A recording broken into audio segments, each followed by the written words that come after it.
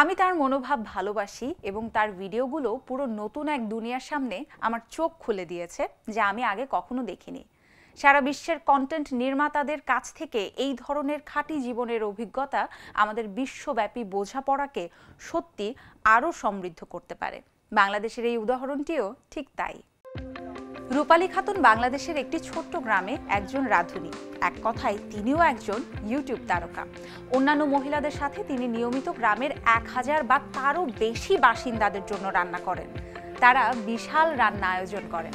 সারা বিশ্বের বিভিন্ন প্রান্তের মানুষজন তাদের ইউটিউবে দেখেন। এই রান্নার চ্যানেলটির সাবস্ক্রাইবার 4 মিলিয়নেরও বেশি।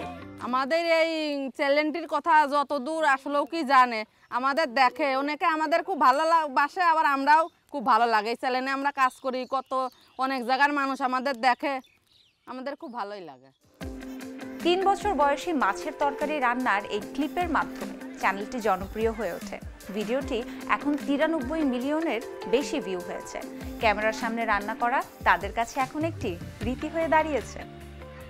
বাসার মধ্যে রান্না করা আর এখানে রান্না করা একটু ডিফারেন্স আমাদের কাছে মনে হয়, কারণ বাসায় রান্না করলে তো আমরা কাউকে ডাকি না যে দেখো আমি লবণটা দিচ্ছি কি তেলটা দিচ্ছি। তো এখানে রান্না করতে গেলে ক্যামেরাম্যানকে বলতে হয় যে দেখো আমি এটা দিচ্ছি, কি হলুদের গুঁড়া মরিচের গুঁড়া এরকম দিচ্ছি, তো ওনারা এরকম দেখাইতে হয়।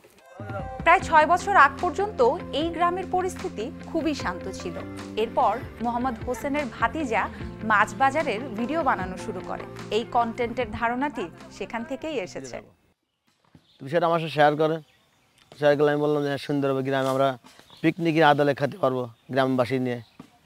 তা আমরা শুরু থেকে অল্প পরিসরে অল্প চাউল দিয়ে রান্না করে খেতাম। আস্তে আস্তে অনেক লোক আসা শুরু করলো। তাহলে সারা বিশ্বে এত মানুষ কেন এই ভিডিওগুলোর প্রতি আকৃষ্ট হয়?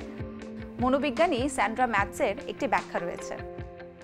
আপনি সাধারণত প্রতিদিন যা করেন তার বাইরে কোনো কিছু দেখতে ভালো লাগার কথা, এবং সেটা অনেকটা এরকমই একটা চিন্তা যেখানে আপনি আশ্রয় নিতে পারেন, এবং আপনি এটাও জানেন যে একটা সামষ্টিক অভিজ্ঞতা এটা, কারণ যখন 10 লাখ মানুষ এটা দেখছে আপনি একটা বড় কিছুর অংশ হয়ে যান। চ্যানেলটি আর্থিকভাবেও পরিশোধ করে। প্রতি সপ্তাহে এর বিজ্ঞাপনের আয়ের পরিমাণ 1000 ইউরোরও বেশি, যা থেকে পুরো গ্রাম লাভবান হয়। যখন এই ধরনের গল্পগুলি ভাইরাল হয় এবং যারা এই গল্প বলে তাদের সরাসরি উপকার হয়, তখন তা দুর্দান্ত।